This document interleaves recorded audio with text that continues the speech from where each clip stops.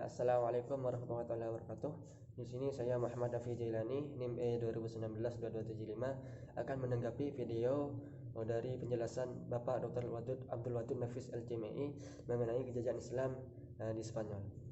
Baik,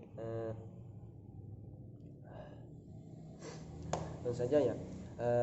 Pertama, awal masuknya Islam di Spanyol. Spanyol itu diduduki umat Islam pada zaman Khalifah Walid. Beliau khalifah dari Bani Umayyah yang berpusat di Damaskus. Sebelum penaklukan Spanyol, umat Islam telah menguasai Afrika Utara dan menjadikannya sebagai salah satu provinsi dari dinasti Bani Umayyah. Penguasaan sepenuhnya atas Afrika Utara terjadi di zaman Khalifah Abdul Malik. Jadi Islam masuk ke Spanyol dengan cara penaklukan atau ekspedisi gitu. Ada 3 nama yang paling berjasa dalam sejarah penaklukan Spanyol. Yang pertama ialah Tarif Ibnu Malik, yang kedua ialah Tarif Ibnu Ziyad, dan yang ketiga ialah Musa Ibnu Musayyir. Saja periode pertama masuknya Islam, kejayaan Islamnya. Periode ini umat Islam mulai memperoleh kemajuan baik dalam politik maupun peradaban. Misalnya didirikannya Masjid Cordova dan sekolah-sekolah di kota-kota besar. Meskipun demikian, berbagai ancaman dan kerusuhan sering terjadi. Selain itu, Spanyol berada di bawah pemerintahan seorang yang bergelar Amir atau Panglima ya. Amir ini pada periode pertama diperintah oleh Abdurrahman I yang menguasai Spanyol tahun 755 Masehi dan diberi gelar Ad-Dakhil. Selanjutnya periode kedua. Periode kedua ini umat Islam di Spanyol mencapai puncak kemajuannya ya, menyaingi kejayaan Daulah Abbasiyah di Baghdad. Contohnya pada masa Abdurrahman III mendirikan Universitas Cordova dan perpustakaannya memiliki ratusan ribu buku. Periode ini juga berlangsung dari pemerintahan Abdurrahman III yang bergelar An-Nasir sampai munculnya raja-raja kelompok yang dikenal dengan sebutan Muluk Al-Tawaif. Nah, khalifah-khalifah besar yang memerintah pada saat itu ada 3 orang ya. Yang pertama ialah Abdurrahman An-Nasir, yang kedua Hakam II, dan yang ketiga ialah Hisham II. Selanjutnya periode ketiga. Pada periode ketiga ini Spanyol terpecah menjadi lebih dari 30 bagian negara kecil di bawah pemerintahan raja-raja golongan atau Al-Muluk Al-Tawaif yang berpusat di suatu kota seperti Seville, Cordova dan sebagainya begitu. Umat Islam banyak bertikai secara intern sehingga membuat kehidupan politik tidak stabil, namun kehidupan intelektual terus berkembang pada saat itu. Selanjutnya ialah periode keempat pada tahun 1086 sampai 1248 Masehi. Kekuasaan dinasti Murabitun dan dinasti Muwahhidun menjadi satu kekuatan yang dominan pada saat itu sehingga dapat memukul mundur kekuatan-kekuatan Kristen serta menguasai kota-kota Islam. Tidak lama setelah itu Muwahhidun kalah dan meninggalkan Spanyol sehingga umat Islam semakin terpojok dan terlepaslah kekuasaan Islam di Spanyol. Lainnya ialah periode kelima. Pada periode kelima ini peradaban Islam di Spanyol kembali mengalami kemajuan, tetapi secara politik dinasti ini hanya berkuasa di wilayah yang kecil dan Islam hanya berkuasa di daerah Granada saja, di bawah dinasti Bani Ahmad. Nah, pada tahun 1942 berakhirlah dinasti ini. Dengan demikian berakhirlah kekuasaan Islam di Spanyol.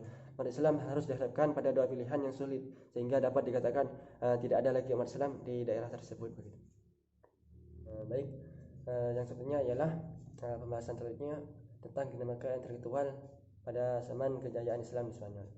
Ada 5. Yang pertama filsafat, sains, fikih, musik dan kesenian, bahasa dan sastra. Yang pertama bahas filsafat dulu. Filsafat itu dikenal sebagai jembatan penyeberangan yang dilalui ilmu pengetahuan Yunani Arab ke Eropa pada abad ke-12. Minat terhadap filsafat ini dan ilmu pengetahuan mulai dikembangkan pada abad ke-9 Masehi.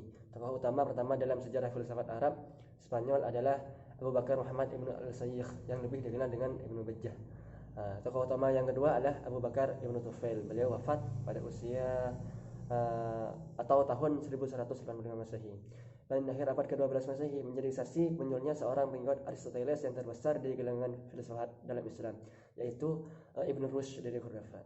Yang kedua ialah sains. Ilmu-ilmu kedokteran, musik, matematika, astronomi, kimia dan lainnya itu juga berkembang dengan baik di Spanyol. Tokoh-tokoh sains seperti Abbas Ibnu Farna termasuk dalam ilmu kimia dan astronomi. Dia orang pertama yang kali menemukan pembuatan kaca dari batu. Yang kedua ialah Ibrahim Ibnu Yahya Al-Nagas. Beliau terkenal dalam ilmu astronominya. Ia dapat menentukan waktu harinya gerhana matahari dan menentukan beberapa lamanya. Ia juga berhasil membuat teropong modern yang dapat menentukan jarak antara tata surya dan bintang-bintang lainnya. Yang ialah Umi Al-Hasan bin Ja'far. Beliau adalah ahli kedokteran dari kalangan wanita. Halnya ialah masalah fikih. Dalam bidang fikih, Spanyol dikenal sebagai penganut mazhab Maliki. Yang memperkenalkan mazhab ini ialah Ziyad ibnu Abdurrahman. Perkembangan selanjutnya ditentukan oleh Ibnu Yahya yang menjadi qadhi pada masa Syam ibnu Abdurrahman. Ahli-ahli fikih lainnya pada masa itu yaitu Abu Bakar ibnu Al-Utayyah, Munzir ibnu Sa'id Al-Baluti dan lainnya. Yang pembahasan selanjutnya ialah musik dan kesenian. Dalam bidang musik dan kesenian, Spanyol mencapai kecermerlangannya dengan tokohnya Al-Hasan ibnu Nafi yang dijuluki Zaryab. Setiap kali diadakan pertemuan dan jamuan, Zaryab ini selalu tampil menunjukkan kebolehannya. Ia juga terkenal sebagai pengubah lagu. Ilmu-ilmu yang dimilikinya itu bukan kepada anak-anaknya, baik pria maupun wanita, dan juga kepada budak-budaknya. Sehingga kemasyhurannya itu tersebar luas begitu. Yang pembahasan terakhir ialah bahasa dan sastra. Bahasa dan sastra telah menjadi bahasa administrasi dalam pemerintahan Islam di Spanyol gitu. Di antara para ahli yang mahir dalam bahasa Arab, baik keterampilan berbicaranya maupun tata bahasanya, yaitu Ibnu Sayyid. Yang kedua ialah Ibnu Malik, pengarang Al-Fayyah, Ibnu Huruf, Ibnu Al-Hajj dan lain sebagainya gitu. Mungkin ini tanggapan saya mengenai penjelasan video Bapak Dr. Abdul Latif Nafi Al-CMI mengenai kejadian Islam di Spanyol. Kurang lebihnya mohon maaf. Allahumma al-fiq ila akamit thoriq. Wassalamualaikum warahmatullahi wabarakatuh.